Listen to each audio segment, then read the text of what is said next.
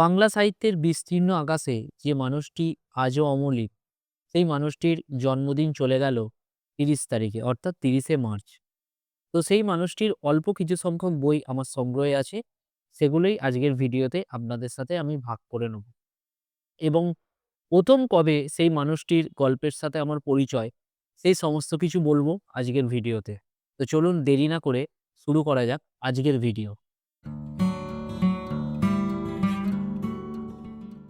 Video শুরুতে একটু গোড়ার কথা বলতে চাই। যখন আমার স্কুল কলেজের জীবন আরকি, তখন আমার সারাদিনের যে ডেইলি রুটিন ছিল তার মধ্যে একটা বড় অংশ জুড়ে ছিল রেডিও মির্চি সানডে সাসপেন্স শোনা। তো সেই সানডে সাসপেন্সে ছোট গল্প অনেক হয়েছিল ১ম দিকে শরদিন্দু বাবু। তো সেখান থেকে আমার শরদিন্দু বন্দ্যোপাধ্যায়ের লেখার প্রতি আগ্রহ জন্ম। ১ম এ আমি শুনেছিলাম এবং শরদিন্দু অমনিবাস এখন যে বইটা আমার হাতে আছে, এই যে এই বইটা, এই বইটা হচ্ছে ৫ম খণ্ড। এই বইতে আপনারা অনেক ভূতের গল্প পাবেন যেগুলো সানডে সাসপেন্সে ১ম দিকে হয়েছিল। রক্তখদ্যোত, অন্ধকারে, মরণভোমরা, আ দেহান্তর, কামিনী, কালো মোড়ক এরকম অসংখ্য গল্প হয়েছিল। তো সেই গল্পগুলো মানে একদম মন প্রাণ ভরে শুনতাম। তারপরে আস্তে, আস্তে যখন মানুষের মধ্যে সানডে সাসপেন্সের ক্রেজটা বাড়ল, তখন এলো ব্যোমকেশ বক্সী এবং তার সাথে, সাথে এলো ঐতিহাসিক কাহিনী সমগ্র।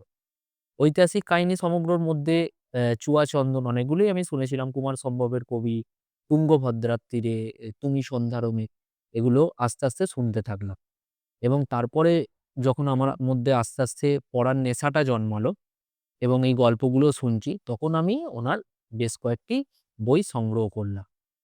এবং যত পড়ি আজও পড়লে অবাক হয়ে যাই এবং উনি সত্যি অর্থে বাংলা সাহিত্যের একজন কিংবদন্তি, যিনি যুগের পর যুগ তার ভালো, ভালো লেখনীর মাধ্যমে আমাদের মতো বইপ্রেমী মানুষদের নিমজ্জিত করে রেখেছে।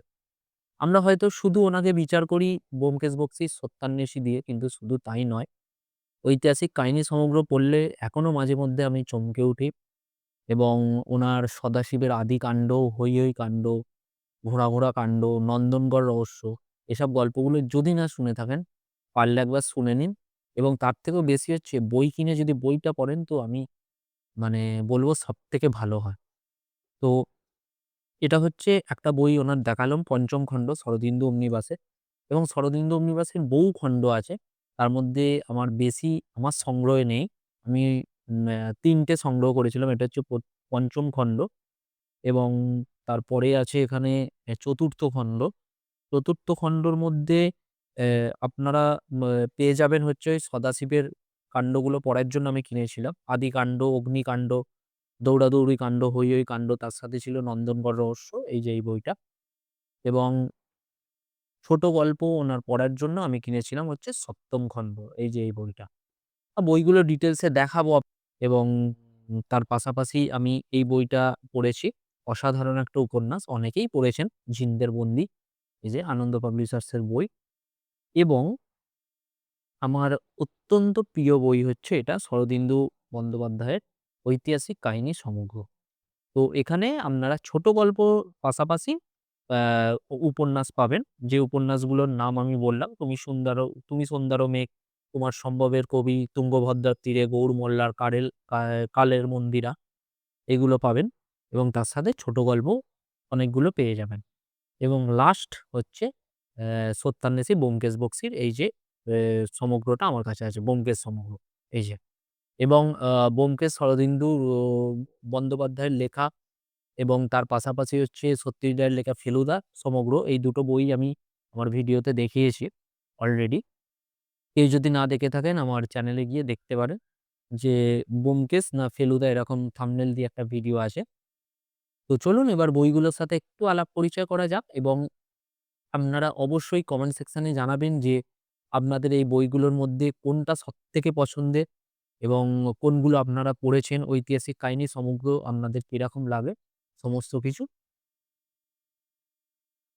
তো এটা হচ্ছে শরদিন্দু বন্দ্যোপাধ্যায়ের 'অমনিবাসের', এটা হচ্ছে স ৭ম খণ্ড। এর মধ্যে আপনারা পেয়ে যাবেন, পেজ কোয়ালিটি যথেষ্ট ভালো। এর মধ্যে আপনারা পেয়ে যাবেন ছোট গল্প। ছোট গল্পের সংকলন এবং ছোট গল্পগুলো পড়ার জন্য আমি এই বইটা সংগ্রহ করেছিলাম। এই যে অনেকগুলো ছোট গল্পের সংগ্রহ আছে এই বইটাতে, এবং এই বইটার পেজ কোয়ালিটি তো ভালোই, আপনারা জানেন, এবং এই দেখুন ৳৭৫০ হচ্ছে এইটার দাম। নেক্সট হচ্ছে শরদিন্দু omnibus-এর এটা হচ্ছে যে ৪র্থ খণ্ড, এই যে ৪র্থ ভাগ, এবং এর মধ্যে আপনারা পাবেন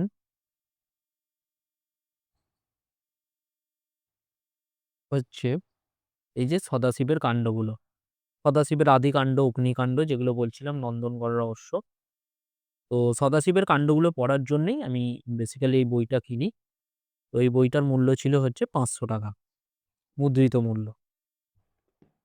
তারপরে হচ্ছে এটার ৫ম খণ্ড, এই যে, এবং এর মধ্যে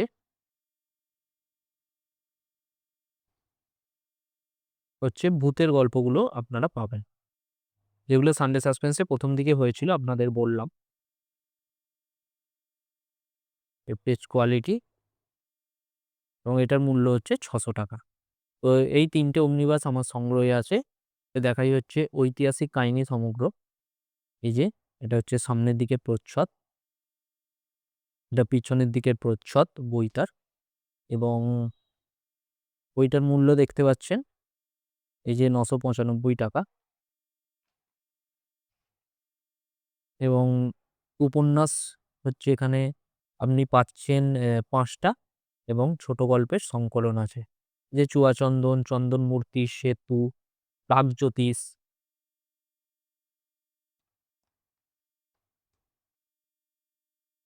এরপরে আছে ঝিন্দের বন্দী।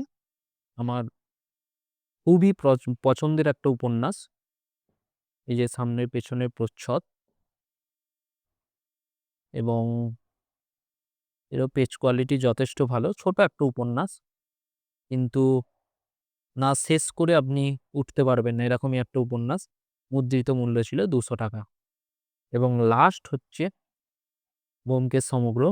অনেকদিন আগে কিনেছিলাম, অনেক বছর বলা যায়, এবং এটা দেখিয়েছি বলে আগে, আমি এটা লাস্টে দেখালাম এই ভিডিওতে।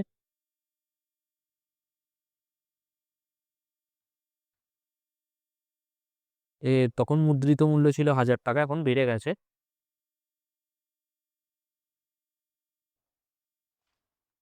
এবং এরও পেজ কোয়ালিটি এখনো অব্দি ভালো আছে।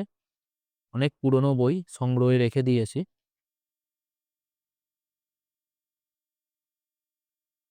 এবং এই দেখুন, এটা হচ্ছে সূচিপত্র। এই যে,